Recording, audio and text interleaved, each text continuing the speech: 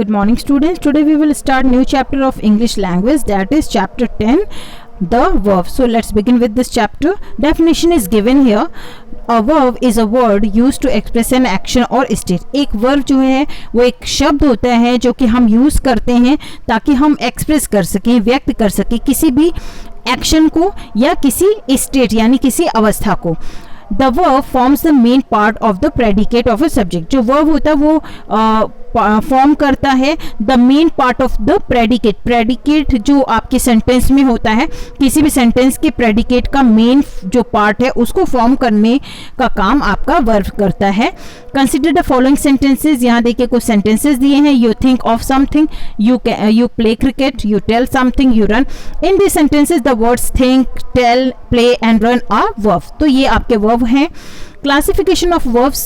Verbs can be classified into two broad categories. Verbs जो हैं वो दो broad categories में हम divide कर सकते हैं, बांट सकते हैं, classify कर सकते हैं. First is auxiliary verbs and second is ordinary verbs. Always remember यहाँ पे पॉइंट्स कुछ दिए गए हैं जो आपको हमेशा याद रखने चाहिए. Verbs tells us. Verbs हमें बताते हैं what a person or thing does. एक व्यक्ति या एक वस्तु जो है वो क्या करती है. What is done to a person or thing. क्या चीज़ एक व्यक्ति या एक वस्तु को किया गया है. The state of being और existence of a person or thing. State यानी एक अवस्था किसी चीज़ के होने का या किसी के अस्तित्व का. Of a person or thing. About possession यानी जब आप अधिकार दिखाते हैं, पोजीशन का पता चलता है किस चीज़ की पोजीशन है, तो वर्ब आपको ये सारी चीज़ें बताते हैं. Auxiliary verbs sometimes the main or ordinary verbs takes another kind of verb before them. कभी कभी क्या होता है, मेन या ऑर्डिनरी verbs जो हैं वो दूसरे प्रकार के वर्ब को अपने पहले वो लेते हैं. they take another kind of verb before them as birds are flying high in the sky. यहाँ देखिए are आप यूज कर रहे हैं. He has learned his lesson. You can see many examples are given here. Verbs such as am, is, are, has, have, had, do, does, did, etc. are called auxiliary or helping verbs. तो ये आपके auxiliary या helping verbs कहे जाते हैं. Now see kinds of auxiliary verbs. Auxiliary verbs are classified here. First is be, form, second do, then have, models, semi models. So be form में आपके is, am, is, are, am, was, were आता है. do में do, does, did आता है. have में has, have, had. models can, could, may, might, will, would, shall, should, must, etc. आपके models होते हैं. semi models में dare, need, ought to, used to आपके आते हैं. the verbs be यानी कि am, is, are, was, were, have and do are used with main verbs to make tense. तो ये आपके मेन वर्ब्स के साथ यूज होते हैं ताकि ये टेंस बना सके, पैसिव फॉर्म्स बना सके, क्वेश्चंस एंड नेगेटिव्स बना सके एक सेंटेंस में. Modal verbs are used before ordinary verbs and express meanings such as permission, possibility, certainty, necessity etcetera in a sentence. तो मॉडल वर्ब्स जो हैं वो ऑर्डिनरी वर्ब्स के पहले यूज होते हैं और ये एक्सप्रेस करते हैं सच एज परमिशन, पॉसिबिलिटी, किसी भी चीज़ की परमिशन लेने के लिए कुछ भी हम पूछना चाहते हैं, पॉसिबिलिटी, संभावनाओं को व्यक्त करते हैं, सर्टेनिटी, नेसेसिटी एटसेट्रा सेंटेंस में, किसी भी सेंटेंस में ये करते हैं. Semi modals verbs can be used as both.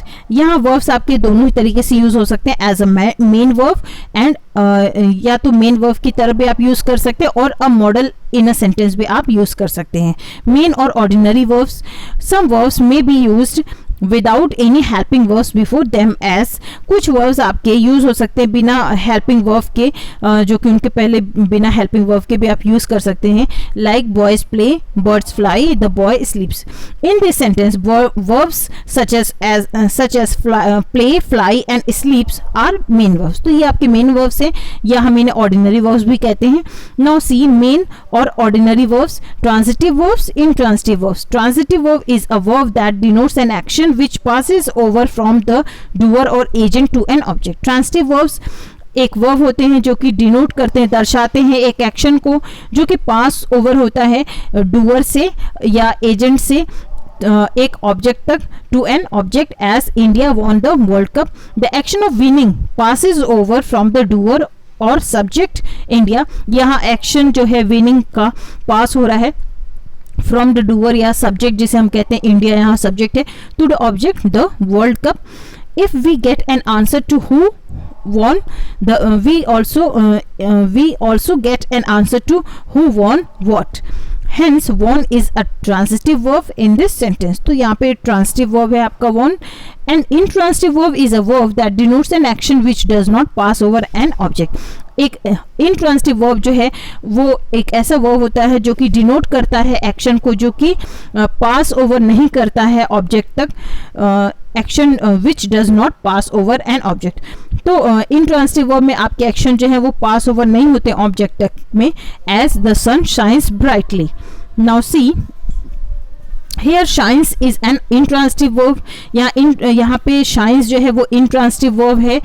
The action of shining does not pass over from the doer or subject sun. तो यहाँ पे action जो है shining का the action of shining जो है वो pass over नहीं हो रहा है doer या subject जो है sun to any object. We do not get an answer. हमें आंसर नहीं मिलता है. We do not get an answer to who shines upon what.